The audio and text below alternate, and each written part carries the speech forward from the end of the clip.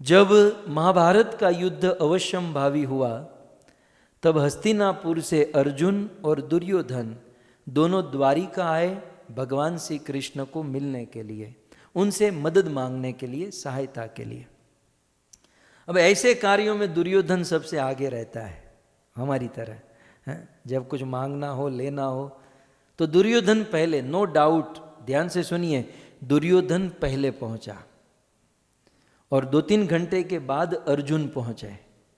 लेकिन जब दुर्योधन पहुंचा तब भगवान कृष्ण सोए हुए थे और दुर्योधन कृष्ण के माथे के पास बैठा कि उठेंगे तो तुरंत मेरे ओर देखेंगे। और जब अर्जुन पहुंचे, कृष्ण सोए हुए थे, तो अर्जुन कृष्ण के चरणों में बैठे। ये भी बुद्धि होनी चाहिए, कहाँ बैठे हैं। आजकल अब जूम प्लेटफॉर्म में तो बैठने का बड़ा आनंद, कुछ लोग सोफे पर, कुछ लोग ऊपर, कुछ लोग नीचे, कुछ लोग गाड़ी में हैं, कुछ लोग झूले पर हैं, बाकी खूब आनंद ले रहे हैं। लेकिन कैसे बैठना, कहाँ बैठना, ये भी एक, इवन ज्ञान ग्रहण करने के लिए आसन की भी बड़ी महिमा है, बैठने की भी बड़ी महिमा है। रामायण का प्रसंग आपको याद होगा, मैं स्मरण कराऊं। जब रावण का वध हुआ तब भगवान रामचंद्र ने लक्ष्मण जी को भेजा कि जो भी है लखन, रावण ज्ञानी है, उसे ज्ञान ग्रहण करके आओ। लक्ष्मण जी तो मोઢું બગાડે કે હવે રાવણ પાસે જ્ઞાન ગ્રહણ કરવાનું હોય, પ્રભુ આપણે ઘણા ઋષિ મુનિઓ મળશે, એની પાસેથી જ્ઞાન લેશું, રાવણ પાસે જ્ઞાન। राम ने कहा, लखन मैं कह रहा हूँ जाओ, तो मुंह बिगाड़ कर लखन निकले रावण के पास और दौड़ कर आए, भैया भैया, वो रस्सी जल गई लेकिन बल नहीं गया। राम ने कहा, क्या हुआ? बोले, मैं गया उनसे रावण से ज्ञान ग्रहण करने के लिए, लेकिन मुझे देखकर रावण ने अपना मुंह फेर लिया। अच्छा लखन, तुम रावण से ज्ञान ग्रहण करने गए और मुंह फेर लिया, तुम कैसे गए, जरा ये बताओ। लक्ष्मण जी ने कहा, प्रभु मैं सीधा गया, रावण के मस्तक के पास खड़ा रहा और मैंने कहा तुम मुझे ज्ञान दो, तो उसने मस्तक फेर लिया। तब भगवान रामचंद्र ने कहा, लक्ष्मण, ज्ञान ग्रहण करने की विधि होती है। हमें यदि किसी व्यक्ति से कुछ चाहिए तो कैसे बैठना और कहाँ बैठना, ये बहुत मायने रखता है। एक बात समझ लीजिए, कृपा जो है ना, कृपा का स्वभाव तरल है। तरल माने तेल के समान, घी के समान, पानी के समान। तेल, घी या पानी को आप छोड़ दोगे तो वो ऊपर की ओर जाएगा, नीचे की ओर जाएगा, नीचे की ओर जाएगा ना। ठीक उसी प्रकार कृपा जो है ना, वो नीचे की ओर बहती है।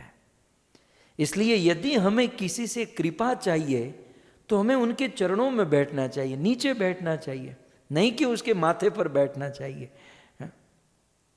सो लक्ष्मण जी माथे के पास बैठे और रावण ने मुंह फेर लिया। राम ने कहा, देखो, रावण के चरणों के पास बैठकर, खड़े रहकर उनसे निवेदन करो।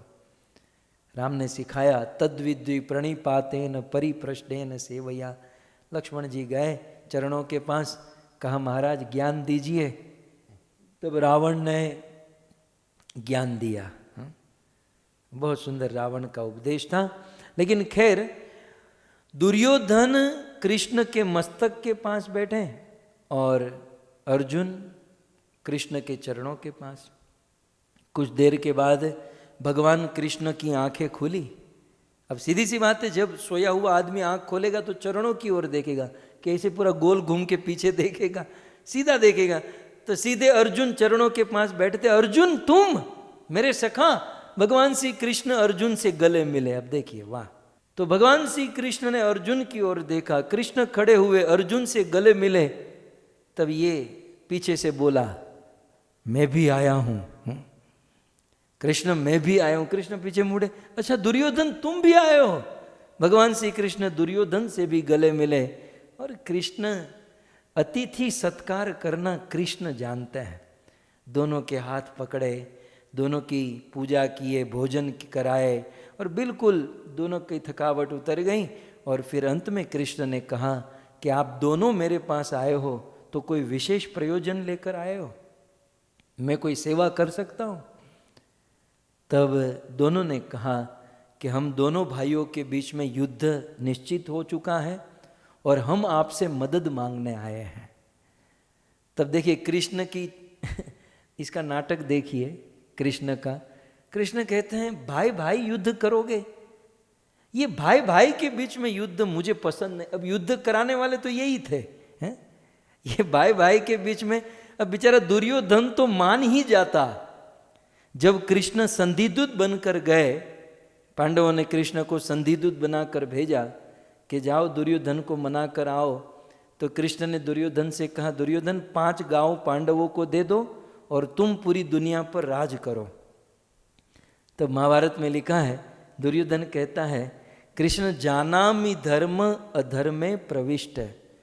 कृष्ण मैं ये तुम्हारी बात को जानता हूं और सच कहूं तो 5 गांव देकर मुझे पूरी दुनिया पर राज करना चाहिए। ये आपका प्रस्ताव बहुत बढ़िया है, लेकिन दुर्भाग्य मेरा कि कृष्ण अंदर से ऐसी आवाज आ रही है कि ये काम मत करो। तो दुर्योधन कहते हैं कि मेरा जो अंदर से ऐसी आवाज आती है कि ये मत करो। अब दुर्योधन कहाँ जानता था, अंदर वही कृष्ण परमात्मा के रूप में बैठे हैं और कहते हैं मानना मत। बाहर से मना रहे हैं और अंदर से कहते हैं मानना मत। ये कृष्ण का अद्भुत कर्म है। सो कृष्ण ने कहा कि भाई भाई के बीच में युद्ध, एक काम करो, मैं युद्ध नहीं करूंगा और तुम दोनों आए हो, इसलिए एक और मेरी नारायणी सेना, आप जो भी चाहोगे मेरी नारायणी सेना आपकी ओर से युद्ध करेगी, और दूसरी ओर मैं अकेला, लेकिन मैं युद्ध नहीं करूंगा, मैं ऐसे ही पड़ा रहूंगा, आप लोगों के साथ बैठूंगा, कुछ प्लानिंग करना हो तो अपना सजेशन दूंगा। अब जो तुम्हें अच्छा लगे मांगो। अर्जुन एक काम करो, तुम पहले मांगो। दुर्योधन ने कहा मैं पहले आया हूं, मुझे मांगने दीजिए। कहा नहीं, अर्जुन छोटा है। और ये कृष्ण ने सिद्धांत नीति बताई, जब बंटवारा होता है 2 भाइयों के बीच में, जब मांगने की बात आती है तो छोटे को पहले चांस देना चाहिए। तो अर्जुन तुम छोटे हो और मैंने तुम्हें पहले देखा, तुम मांगो क्या चाहिए। कृष्ण ने कहा, अर्जुन ने कहा प्रभु पूछने की क्या बात है, मुझे आपकी सेना से कोई मतलब नहीं, मुझे आप चाहिए।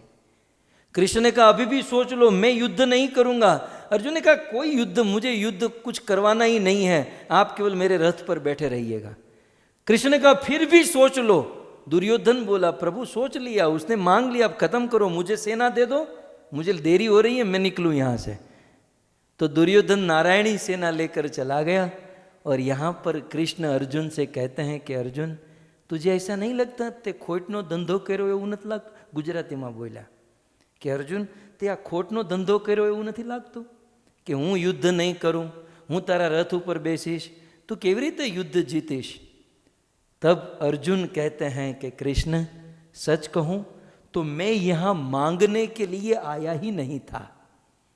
कृष्ण मैं यहां पर मांगने आया ही नहीं था, मैं तो यहां पर अपने आप को समर्पित करने आया था।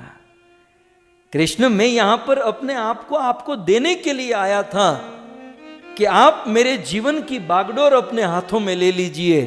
कृष्ण आप मेरा नियंत्रण कीजिए। और दास को विश्वास है कि आप मेरे जीवन की बागडोर अपने हाथों में रखोगे तो महाभारत युद्ध क्या, ये कौरव क्या, महादेव भी यदि रणभूमि में आ जाए तो उससे भी मैं विजय हो जाऊंगा यदि आप मेरे साथ हो। ये दास को विश्वास है। मुझे ऐसा लगता है, ये मेरा मंतव्य है भक्तों, कि महाभारत का युद्ध तो फिर 6 महीने के बाद हुआ, लेकिन अर्जुन तो उसी दिन युद्ध को जीत गए जिस दिन अर्जुन ने कृष्ण का चुनाव किया। जिस दिन अर्जुन ने कृष्ण को चुना, युद्ध जीत गया। युद्ध बाद में हुआ, बहुत कुछ ये उद्यम हुआ, लेकिन जिस दिन कृष्ण को चुना गया उस दिन महाभारत की बाजी अर्जुन के हाथ में आ गई थी। हमारे आपके जीवन में अनेकों बार चुनाव का मौका आता है, अनेकों बार सोचने का मौका आता है, और उस समय यदि हम भगवान को चुनेंगे, भगवान की भक्ति को प्रायोरिटी देंगे तो निश्चित जीवन के युद्ध में हम जीत जाएंगे। इसमें कोई संशय नहीं है।